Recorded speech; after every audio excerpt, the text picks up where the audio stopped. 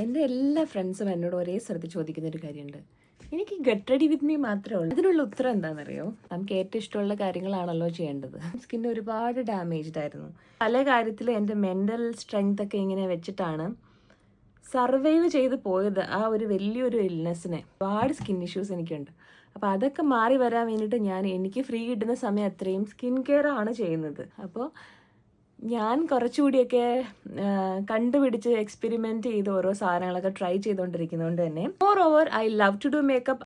പിന്നെ ഈ പോക്സ് എന്ന് പറയുന്നത് വലിയ സുഖമുള്ള കാര്യമൊന്നും ആയിരുന്നില്ല. ദൈവാധീനത്തിന് ഞാൻ സർവൈവ് ചെയ്ത് പോയതാണ്.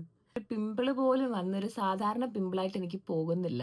വരുന്നു, വലുതായിട്ട് ഇങ്ങനെ ഒരു ബ്ലിസ്റ്റർ പോലെ ഫോം ആകുന്നു, പോകുന്നു. എനിക്ക് പിന്നെയും പോക്സ് വന്നു എനിക്ക് പലപ്പോഴും തോന്നാറുണ്ട്. ഇതിലാണ് ഈ വന്ന് പൊയ്ക്കൊണ്ടിരിക്കുന്നത്.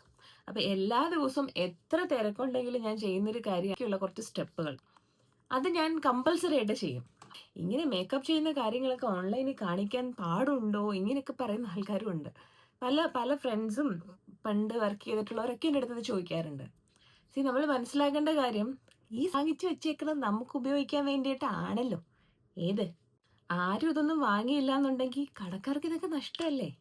ഈ പറയുന്ന ആരുടെയും കയ്യിൽ നിന്നും ഞാൻ പൈസ വാങ്ങിക്കുന്നില്ല. നല്ല രീതിക്ക് വൃത്തിയായിട്ട് ഒരുങ്ങി പുറത്തേക്ക് പോകുമ്പോൾ നമുക്ക് പബ്ലിക്കിലൊക്കെ നടക്കാനൊക്കെ നല്ലൊരു സന്തോഷമായിരിക്കും. ഒന്നും അല്ല ചെയ്യുന്നത്.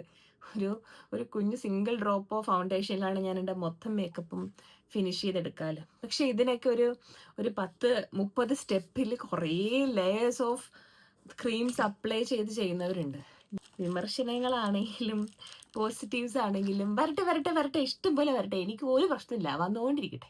ഞാൻ ഡിഗ്രിക്ക് പഠിക്കുന്ന സമയത്താണ്, ഡിഗ്രി സെക്കൻഡ് ഇയർ എന്തോ പഠിക്കുമ്പോഴാണ് ആദ്യമായിട്ട് ഐബ്രോ ത്രെഡ് ചെയ്യണം. ഇവിടെ വന്നതിന് ശേഷം ത്രെഡിങ് ഒന്നുമില്ല, ബ്ലേഡ് കൊണ്ടിട്ട് അങ്ങോട്ട് എടുക്കുക. എപ്പോഴും പറയാറുള്ളതല്ലേ, ഡാസ്ലറാണ് എൻ്റെ ഓൾ ടൈം ഫേവറേറ്റ്. അതിൽ നമുക്ക് കുറെ കോലങ്ങൾ ഇങ്ങനെ പ്രത്യക്ഷപ്പെടാം. അയ്യോ, ആദ്യം തന്നെ പാളി. ഇപ്പം തന്നെ കണ്ണൊക്കെ വിരിഞ്ഞു, നന്നായിട്ട് കുറച്ച് വലുതായിട്ട് നിൽക്കുന്ന രീതിയിലൊക്കെ ഉണ്ടായി. ഈ ഒരു ഷെയ്ഡാണ് യൂസ് ചെയ്യുന്നത്. കളറാണ്. പലപ്പോഴും അത് ഞാൻ ഇട്ട് കഴിഞ്ഞാൽ കോമഡി ആവാറുണ്ട്. ബട്ട് ഇന്നെന്തോ അതിടാൻ തോന്നുന്നു.